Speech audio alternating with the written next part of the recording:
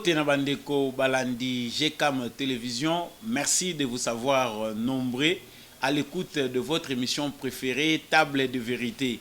Merci encore une fois de plus pour la confiance et fidélité que vous avez accordé na chaîne Oyo GCAM Télévision à travers analyse et décryptage et information Oyo mwana mboka Samba Olonga Aïla Kabino ndenge to mesana koloba toujours que Mokili ezali balance, il faut être du bon côté parce que justice ya Nzambe rataka mutute. Soki okokima justice ya Mokili yeba ki Nzambe erataka mutu mon côté. Voilà pourquoi nous sommes invités à faire du bien. Merci à l'apôtre Gérard, initiateur et président de GCAM Télévision, pour l'opportunité qu'il nous offre de vous présenter cette belle émission que vous adorez déjà.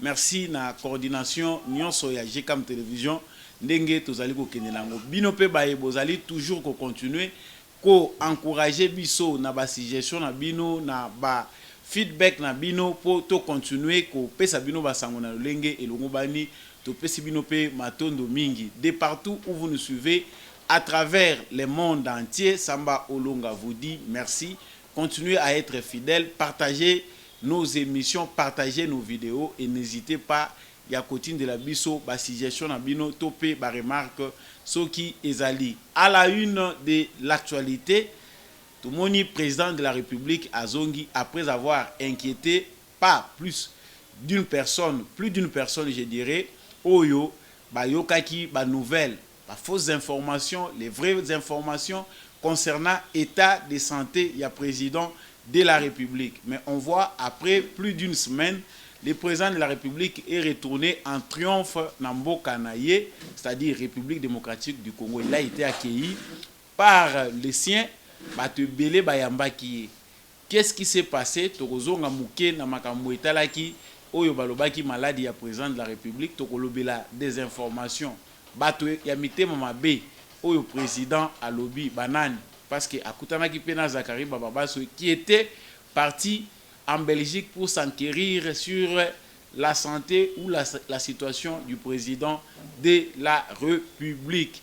Et de retour, il est venu. Qu'est-ce qu'il attend?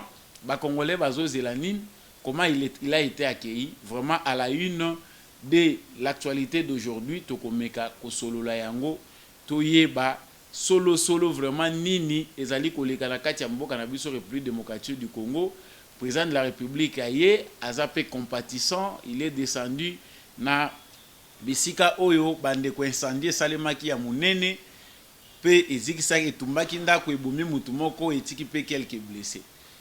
Et voilà, nous allons en parler tout au long de ces numéros. Le deuxième sujet où on va aborder, l'Issoussou, toujours dans le cadre de l'émission, où il a que le gouvernement de la République démocratique du Congo a récupéré tous les titres miniers et pétroliers du groupe Ventura, de l'homme d'affaires Dan Gettler, à l'occasion d'une cérémonie avec la Sokimo. Ceux qui étaient présents, c'était le ministre de Mines, le ministre des hydrocarbures et le ministre ou la ministre de la Justice. Le gouvernement congolais a récupéré qui actif na nyonso ya liboso ezaki actif minier mais sikoyo ba komi na pétrolier ba zui o nyonso ba actif o ba pesa ki Dan Gettler abanaye kozwa ba botoli permis d'exploitation. L'État congolais a récupéré ba bien naye à l'amiable.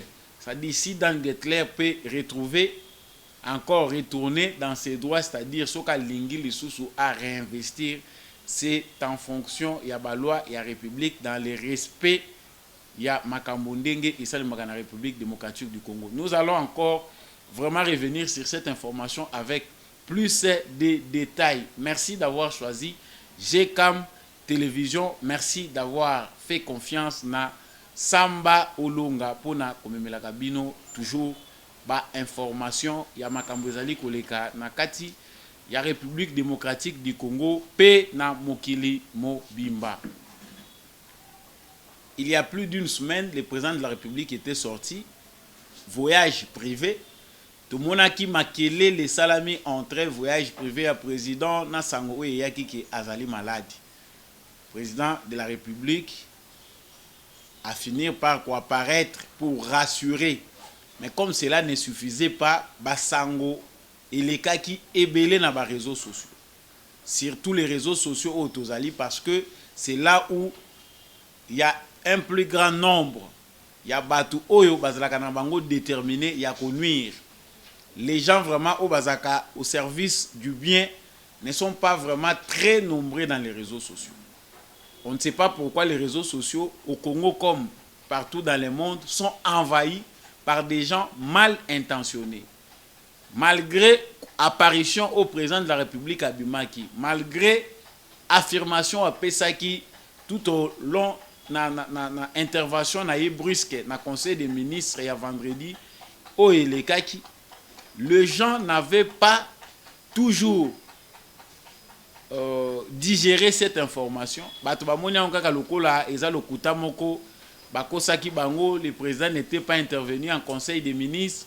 Sa santé est inquiétante. Pourquoi? Parce qu'il y avait des individus, surtout bande qu'on a biso ebele oyo baza wapi kaka na poto na Belgique, ba Panzi Sango balobi qui est président de la République a Koufi. Mais je reviens un peu sur ces actualités, ces informations que nous recevons chaque jour. Où les alliés pesa ba Congolais passent. Comment quelqu'un peut être en Europe avant tout kozonga na bato bazalaki à l'interne, mais mingi bande kona biso oyo bazali na poto esika président azalaki. Mais Moutou Abimi, il parle un bon français parce que na Congo, tout ça na complexe, il y a français, complexe, il y a langue. C'est lui qui parle anglais, c'est lui qui parle couramment le français. Chez les Congolais, culture moko ekomi kolata batu eza kotalisa neti que muto aza koloba français malamu ndenge wana nde muto ya mayele. Français ezali mayele te, on n'empêche pas les gens d'étudier, on n'empêche pas l'excellence, mais le français est une langue comme toutes les autres langues. Mais tomoni bandeko wana bazoloba français, tokoki kotanga bakomba ba mususu te parce que tant to kobanda ko tutoyer bango eza lokola to komi na ran na bango. Mais des gens qui ont quitté le pays, au bazali ko formé diaspora ya mboka. Soni ya ndenge wana kotala na kati ya diaspora congolaise qu'il y a des gens inutiles. Batu ba se permettre kobima na télévision baza 4 soki 5. En tout cas, je n'ai pas le temps de citer leur nom ici, vous les connaissez. Pour na kopanza sango ki président azana état critique, azali maladi, tozu ba information na ba source sûre, il est déjà mort. Ndenge zali awa, on est en train de préparer les choses. Président c'est en débandante. Mais que nous puissions même faire le nôtre propos à Zachary Baba, c'est pour dire que Belgique c'est un petit pays local à l'Ikofi. Félix Tshisekedi peut mourir en Belgique sans que le Congolais, sans que le Belge ne le sache. Information n'a pas bomba yangwe kangama etambolati. Donc on a compris qu'il y a des gens qui jurent par la mort de Félix Tshisekedi. S'il faut aller encore dans ce sens-là, c'est normal qu'il y ait des opposants dans un pays pour les bons fonctionnements de ceux qui sont au pouvoir, pour que ceux qui sont au pouvoir ne puissent pas exagérer. C'est pourquoi l'opposition est là, pour les recadrer à chaque fois, pour faire de bonnes propositions dans l'amour du pays. Mais l'opposition congolaise, c'est l'illustration de la haine envers un individu. C'est-à-dire Félix Tshisekedi soka koufi, batu bakosa la fête. Mais jusqu'à se demander si on est franc, tout en a conscience, la mort de Tshisekedi peut apporter quoi aux Congolais et ceux qui attendent cette mort-là. Et quel est le plus grand crime de Félix Tshisekedi pour que les gens jurent par sa mort? On comprend que le président aurait raison dans ce sens-là. Il y a Zachary Baba, c'est dans la vidéo qui a circulé pour dire que Mboka etondi na batu ya mitema mabe. C'est ce qui est vrai. Le Congo va mal, pas parce qu'aujourd'hui nous avons un mauvais président de la République, mais parce que là où nous sommes dans l'institution, on a un endroit public, ceux qui prennent la parole, ceux qui sont nombreux à parler au nom des Congolais, Bazali batu ya mitema mabe. Bazali na bolingo ya mboka te. Ce sont des gens préparés pour Mboka continuer à demeurer toujours dans la chaîne.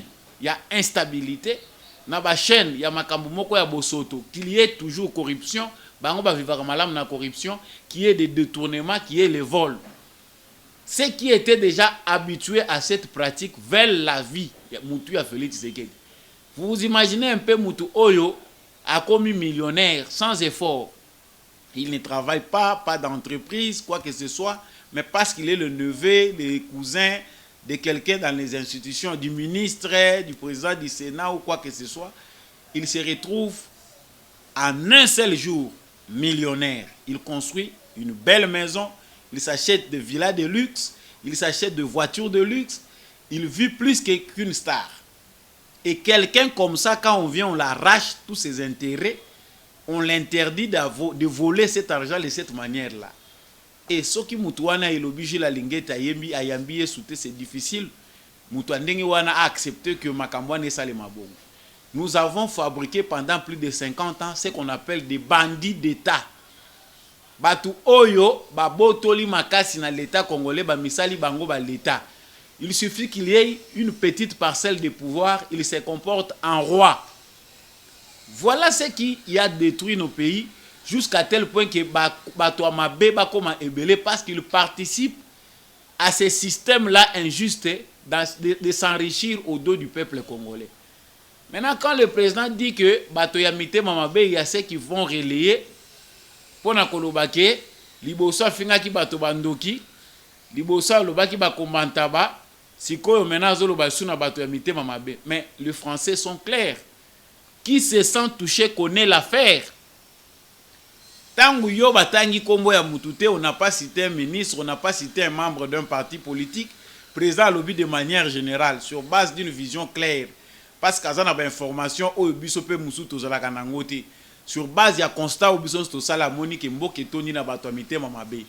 Et même pour ceux qui lisent la Bible, ils savent que lorsque les justes se multiplient, mboke koma kana esengo. Mais lorsque batu ya mabe batondi na mboka, rien de bonne sorte, le peuple est en pleurs. Pourquoi? Parce que les gens qui sont là au Bazar ou la institution, ceux qui veulent toujours demeurer dans l'institution, les gens du statu quo veulent que le pays soit malade. Et eux, ils vivent dans cette situation-là, se trouvent normalement. Donc, de là, on peut appuyer le propos du président de la République que le pays est plein de gens de mauvaise foi. Et le président de la République a rassuré, la volonté n'a il y a qu'organiser des élections dans les délais constitutionnels. Ça, c'est au moins ce qu'il a dit.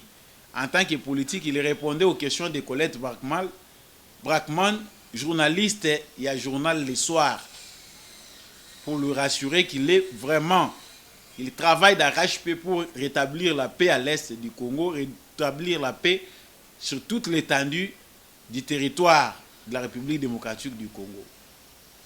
Et là, il a aussi rassuré, il a aussi réaffirmé sa volonté. Il y a kolinga kebe élection et se tenir dans le délai constitutionnel à l'objet parce que jusque là, nous avons 8 ans. Mais les Congolais ne sont pas sérieux. Les Congolais ne savent pas que avoir un président franc, transparent est une bénédiction. C'est normal, de comprendre qu'après 18 ans, il y a règne obscurantisme. Il y a kota musamanakati lokuta, ata ba yebiso vérité, pour confondre encore un mensonge.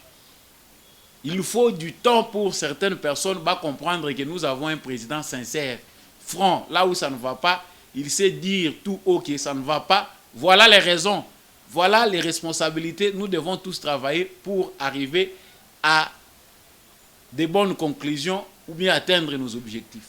Mais Congola lingi yangote. Congola lingi babuke la kaye lukuta ndenge déjà tosito mesana na lukuta bakosa kabiso et nous vivons dans nos frustrations et dans nos rumeurs. Mais quand on a un président de la République qui essaye d'éveiller son peuple, qui essaye d'éduquer son peuple, Moutouana Komimabe. Et là, le président de la République a fait son retour. Toko ça la commentaire, il y a retour, il y a président de la République, na kanisi bilili déjà bozui, na ba forme nyonso bozui ango. La mobilisation était spontanée. À quelques heures, il y a Jouro et Azoya, on annonce. Ça ne se fait qu'à un seul parti politique. Ce qui est il de citer, c'est au moins les Palou Oyo, Il y a des gens volontaires à Tabapessier 10 francs, ils se réveillent un matin pour aller accueillir le président de la République pour se mobiliser autour d'une manifestation de son parti. Les restes des partis politiques, toyebi malamu ndenge fonctionnaka na bambongo ya poche ya individu, soki mbongo ane bimi basombi batu eye. Mais la mobilisation spontanée qui a accueilli Tshisekedi, qui n'a pas été préparée pendant une semaine, pendant 3 jours, c'est une mobilisation naturelle. Elle s'est fait comme ça parce que les seuls partis au moins qui a les crédits d'organiser des manifestations comme ça, là où les gens s'organisent, va se réunir, parti à Yebi Bangote, ils travaillent, ils réfléchissent sur le bien de leur parti, ce n'est que l'UDPS. Les restes des partis politiques, à tout le monde, la section, va créer la fédération, ils attendent l'argent venant d'un individu pour financer Bango va fonctionner. Et le président de la République de retour au pays, Nengena Lobaki Awa, Tomoni vraiment la bonne mine qu'il avait. Il a vraiment donné l'impression, l'image, il a transmis l'image de quelqu'un qui est en parfaite santé. Baoba mona qui est kotambola, baoba moni akitina de bonhommes pour compatir. Ce qui montre que nous avons un président de la République qui est à l'écoute de tout ce qui se passe au Congo, à l'écoute des Congolais. Ce qui président Yoki mais au moins il a une solution, c'est parce que les solutions nous soucions c'est immédiates. Le Congo a une multitude de problèmes. Toutes les provinces de la République démocratique du Congo sont dans la misère. Manque d'infrastructures d'eau potable et d'électricité. Toutes les provinces ont besoin de routes. La province Nyon a besoin de bonne scolarité à Bana. Ça dit ce sont des besoins qui sont généraux. Aucune province à Congo est à un niveau moko malam. Nyon sur la situation est délicate. Ça dit lorsque les moyens se présentent, on fait de manière que la province Nyon soit de manière équilibrée, de manière juste. Et wana tout le monde a Félix Tshisekedi. Mais sa descente aye malgré ye mutu batutu balingaki ba mona ki état santé na ezaki ndenge nini avec ça m'énerve beaucoup. Il est descendu là où incendie Salimaki na des bonhommes sur le boulevard Lumumba na quartier des bonhommes pour aller visiter ba sinistré. Il y a incendie wana ba victime. Qu'est-ce qui s'est passé là-bas pour s'enquérir de la situation? Voilà un président proche. Au moins, on peut déjà se féliciter de ça qu'on a un président de la République qui a l'amour du Congo, l'amour du prochain, l'amour des Congolais. Ce qui président autoconeta qui a na Congo à fond, parce que Bamoussou Baza ko féliciter charisme. Balobi on avait Kabila qui ne parlait pas, un président qui avait du charisme. Il ne s'exprimait pas n'importe comment, n'importe où, mais le Congo en avait souffert. Quand on a quelqu'un, on sait bien que le silence, au union, le silence, c'est une force. Mais le silence devient une faiblesse lorsqu'il faut prendre la parole, lorsqu'il faut défendre les gens, défendre Batouté. Lorsqu'il faut s'exprimer pour recadrer, pour remettre de l'ordre, ce silence-là devient une lâcheté. Le silence en soi n'est qu'une force lorsqu'il est stratégique. Silence ya Kabila Izalaki nango que parce que c'était quelqu'un qui avait du charisme. Non. C'était une défaillance totale où Izalaki kolakisa mutumoko azaki incapable de régler les problèmes des Congolais. Incapable de représenter les Congolais, de défendre les Congolais, de convaincre. Voilà pourquoi il s'était forgé cette carapace-là. Il y a même ceux qui va Congolais va couper 200 pour voir présidenter ou comment on descend à présenter.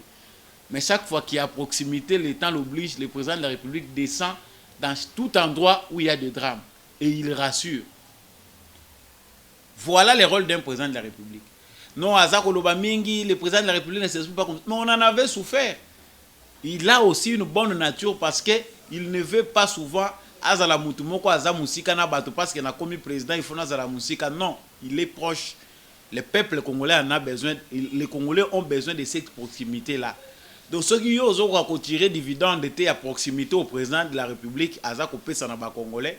En tout cas, questionne-toi, Markanisinayo, au réfléchir malam. au longwa bornière y a passé. Tu que Bamoussous les a poids habitude. Nous sommes habitués au silence d'un président de la République, même s'il y a drame. C'est ce que les a yangone Kabila Messani Sakibiso. Mais mon thème mabé, y a bajar, y a bandeko, tout ça na diaspora. Je reviens avant de passer à autre chose. Je sens toujours obligé, y a kozong la bandeko wana. Nazo lobango, nazo continuer ko lobango, tout ça na ba diaspora ya bamboka ebele, mais ya Congo ezo sa la sonne.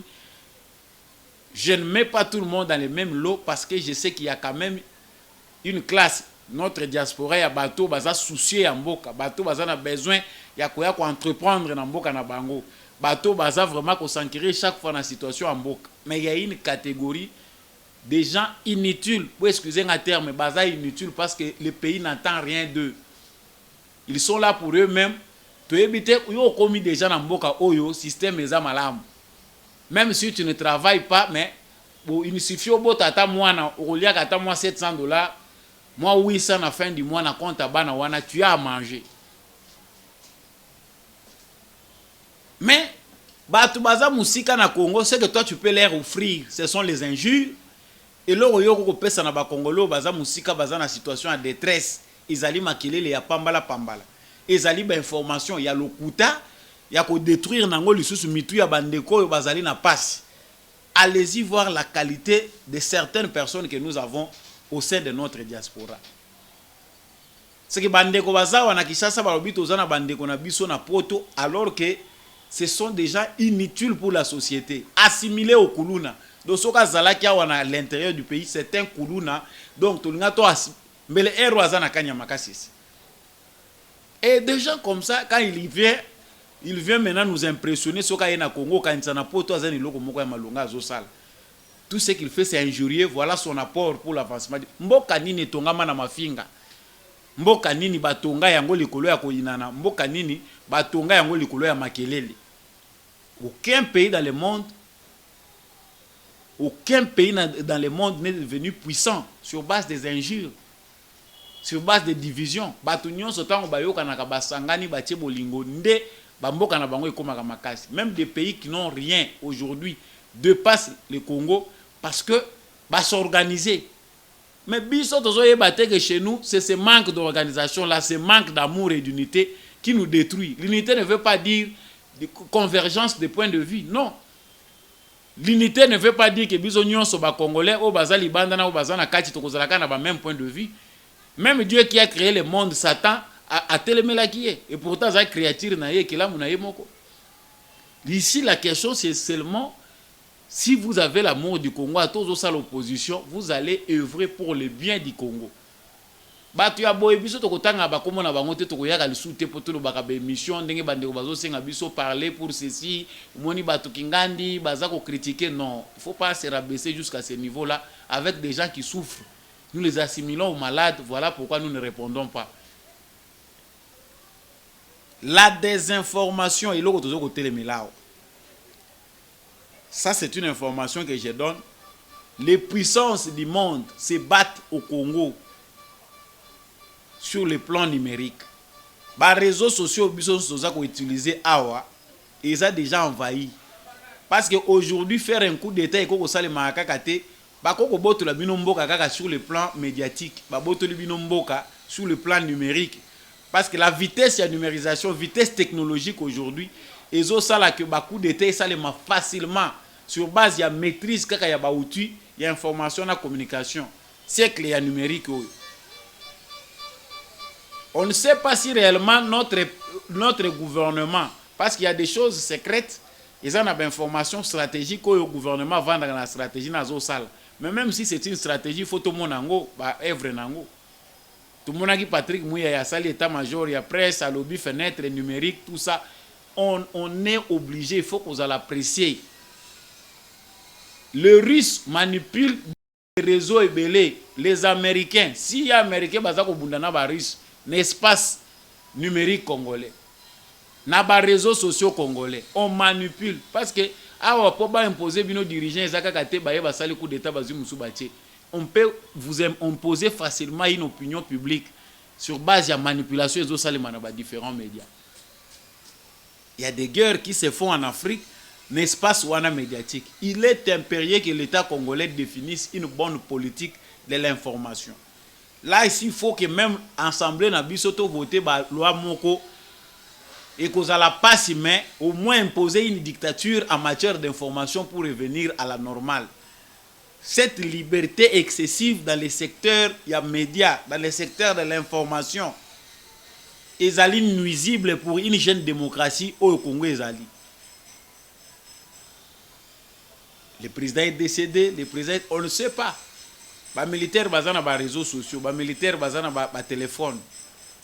Tout le monde a dit que même dans Ukraine, comment on a inventé basali babiloko batie bavoix balobi si président ukrainien alors que yete muto asali vidéo wana que non a capitulé nazo senga na ba militaire aller bo déposer ba armes.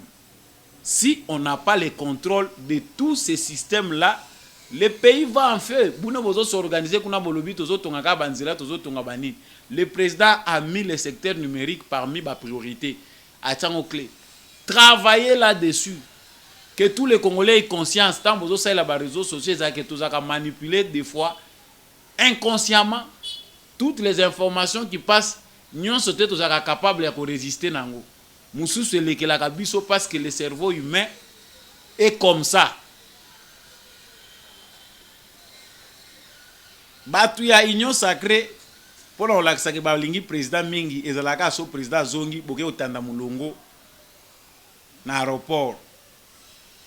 Wana mulongo etandami bovandi bolakisi que c'est vous qui aimez le président de la République plus que toute la République même.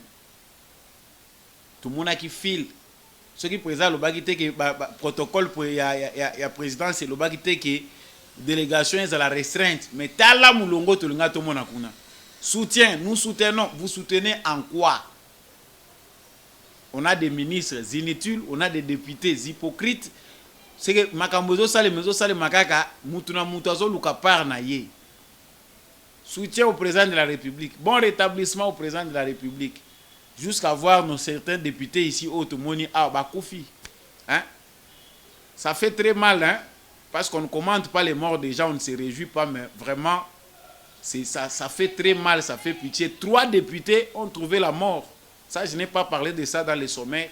Mais quand tu as dit information, les députés Misato Bakoufi, Bazo Longwa Kuna, ceux qui n'ont pas ceux qui n'ont pas Baya Bangope, qui participer à retour du président de la République. Moutouke Balou qui est côté na kati ya rivière ya Maïndombe. 3 députés ont perdu la vie, un seul rescapé Moutabiki Yemoko. 8 personnes sont portées disparues. Moutouke Bimi Yangomoko.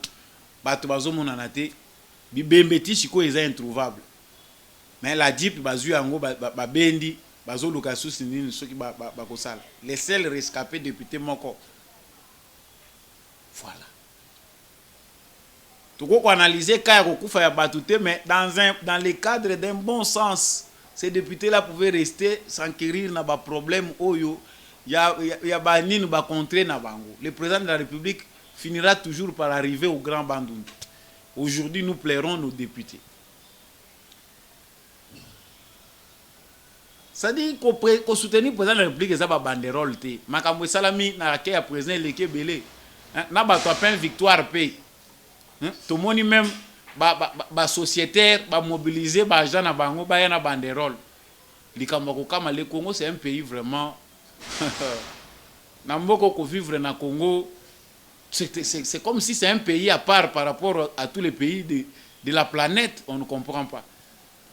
Pain victoire peut mobiliser ni banderole. Biso peut accueillir le président de la République. Société. Mais lipa bosa la batu lipa mukuse awa 300 francs. Bozo nyoko la batu 300 francs. C'est autre bito la chaîne ya ba dépense vous exploitez les Congolais. So boye ko finga ba Congolais, bo la kisi ke biso tozana président. To boye vraiment réellement ya solo penda boye ko soutenir mutu ango lipa ba matisi yango mais na kati ba vide yango est-ce le ministre de l'économie connaît à ça zo lipa ngo na bureau na ye atia yango po il faut to éviter ceux qui na ministère économie faut batila ba armoire ya ba produit oyo il faut batia kango batie ba produit nyonso ezoteka na marché Comme ça, ce qui est mati protocole na ye aye na prix à Bambi. Na ton autant ozoya au sali tour, y a bien la première nécessité.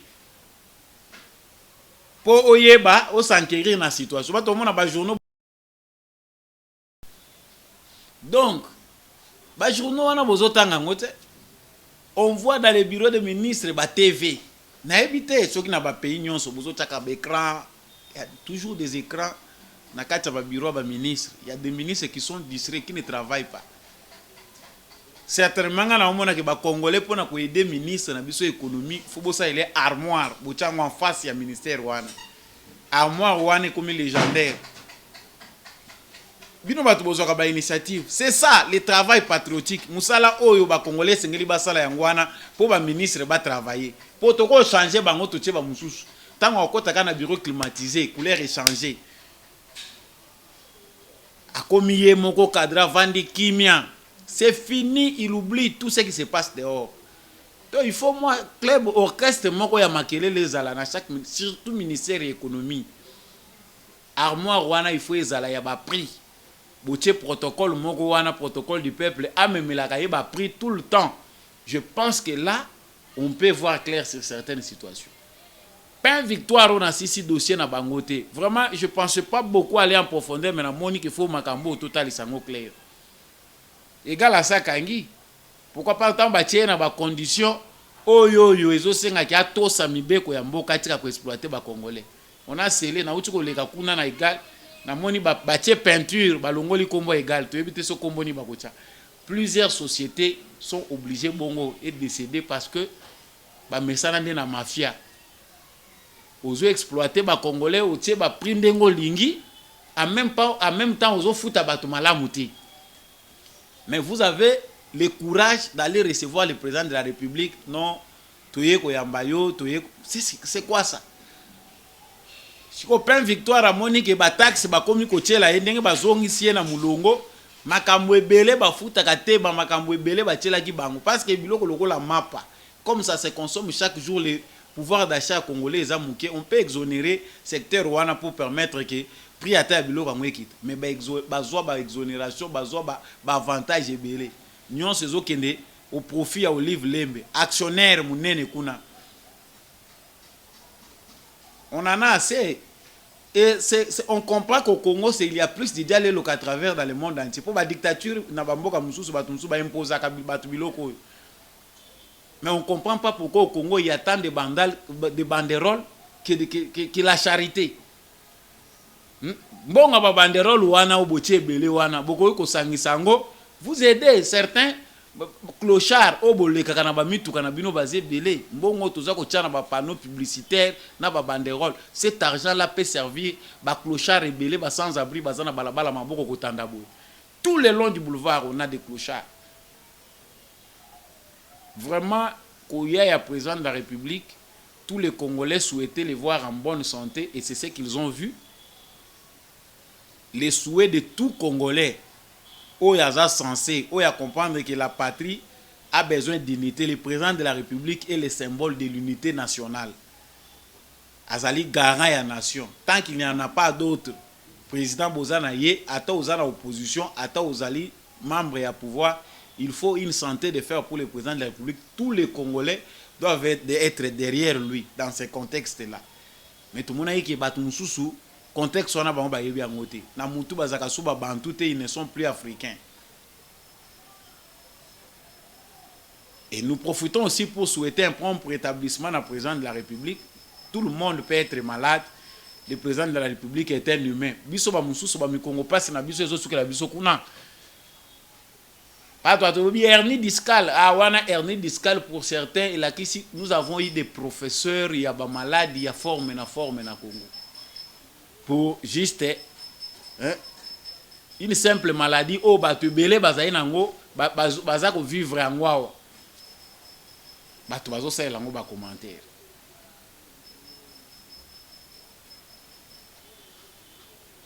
Les membres de l'Union sacrée surtout bao bazo banga remaniement bao bazana besoin ki ba conserver ba kiti na bango. Tala ba demande d'audience. Vous cherchez le président de la République pour faire quoi? Yo basi ba nommer yo. vous voulez aller voir la première dame pour au Salanine, si ba nommé yo, nous appelons ça une grâce, une chance yo commis parmi tant de Congolais, parce qu'il y a des gens plus compétents, voire même plus que vous. Mais au commis ministre, tu veux quoi ou pas président de la République, bah démarche pour conserver poste ministériel. Alors que tu es inutile.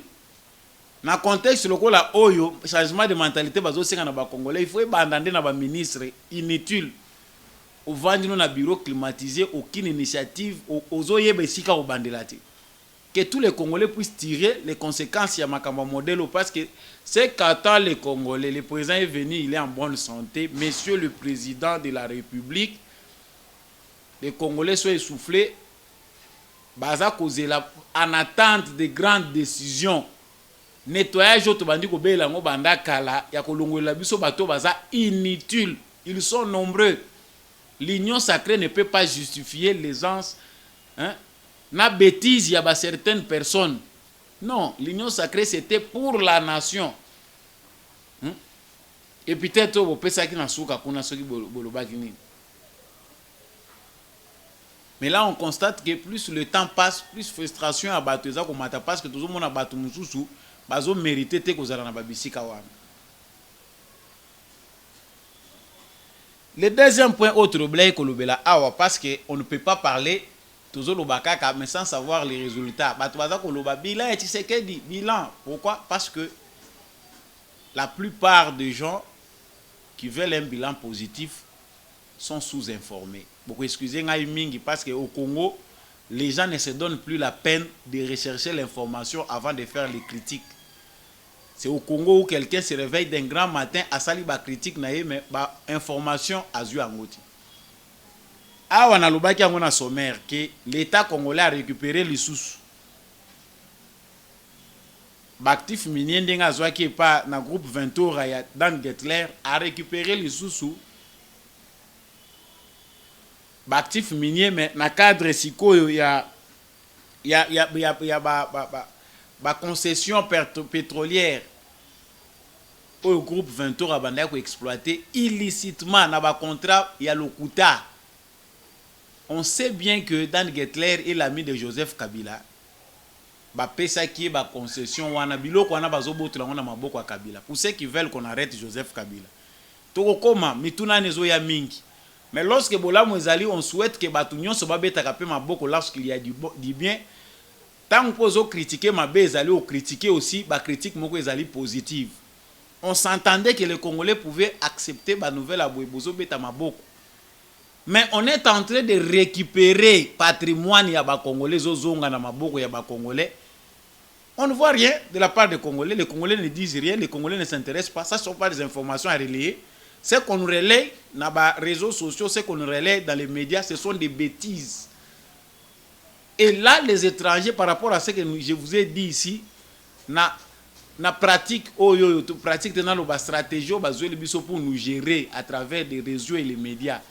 Si va comprendre que faiblesse à Congolais, ils veulent beaucoup parler plus de bas que Makambu est important. Partout dans le monde, tout le monde s'en intéresse. Mais au Congo, c'est la bêtise principale. Les sujets inutiles. Ne confondez pas distraction et divertissement. Le divertissement, c'est autre chose. La distraction, ça, c'est un vice. C'est au Congo, où bêtise est la priorité. Ce qu'on a Makambu. Les gens souffrent, mais ce qu'on a eu bêtises, aux yeux information au bango se faut base à la mise au fond balanda. Ils vont suivre la bêtise, ils vont abandonner l'information où ils allaient vital. On parle ici de 2 milliards voire plus de dollars où ils ont récupéré les qui ne la compte à Congo. Parce que tant que vous la banzele tongama, vous la école tongama, il faut récupérer le patrimoine congolais qui a été volé, vandalisé par des individus. Joseph Kabila, Naba Kabili Solelo, Batondi si ba réseaux sociaux nyonso Kabila Zonga. Kabila candidat 2023. C'est ça la distraction. Ils veulent vous distraire dans la question où ils allaient principale, la question où ils beaucoup attention parce que ici les gens normaux disent non tout le monde a clair quels sont les contrats. Ndenge nini ba botoli biloko ba botoli. Ah, c'est pour l'intérêt des Congolais. Dan Getler, quel est son sort? Quels sont les accords? Voilà les Congolais consensueux, ce qu'ils réclament. On parle d'un accord comme ça avec un groupe Ventura qui nous a pris en otage pendant plus d'une décennie. Bazo partagé on a Joseph Kabila parce que Dan Getler, c'est l'ami privé de Joseph Kabila. Mais le régime de Félix Tshisekedi l'a mis dos au mur. Abandi Kozong Sababiwana, il ne le fait pas de bon cœur, Moutemaneza ya Kosuka. Mais Tshisekedi, un diplomate, Azo me met de manière à ce qu'il ne puisse pas y avoir conflit entre Congo et milliardaire Rwanda. Parce que derrière lui, il y a d'autres malfaiteurs. Mais ça, les gens ne voient pas. Arrêtez Kabila, Kanga Kabila, Salaboy. Mais le travail qui se fait ici pour détruire tous ces systèmes, c'est fait. Congolais balali na bango pongi. C'est ça les informations que nous pouvons fouiner, c'est ça les informations que nous devons analyser, demander plus.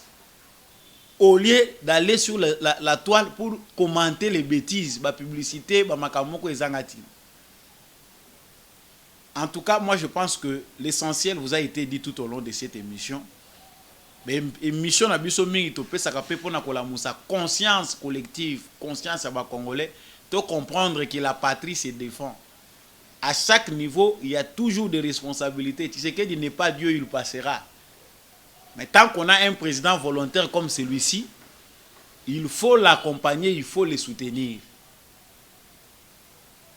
On ne sait pas avoir une bonne qualité, il y a un modèle Oyo, na volonté politique, il y a un modèle Oyo. Si après lui, on aura toujours des bons volontaires, voilà pourquoi le monde entier admire voir un président pareil. Mais au Congo, c'est un président comme ça qu'on doit détruire. Merci d'avoir écouté cette émission. Mais voilà à la fin. Je remercie Bino pour l'écoute. Pour continuer toujours à soutenir Table de Vérité. Pour éclairage dans le cadre de l'actualité politique, sociale dans la République démocratique du Congo. Merci à vous de m'avoir suivi. Merci à la coordination de Papi Samba de GCAM Télévision pour que cette émission puisse vous arriver.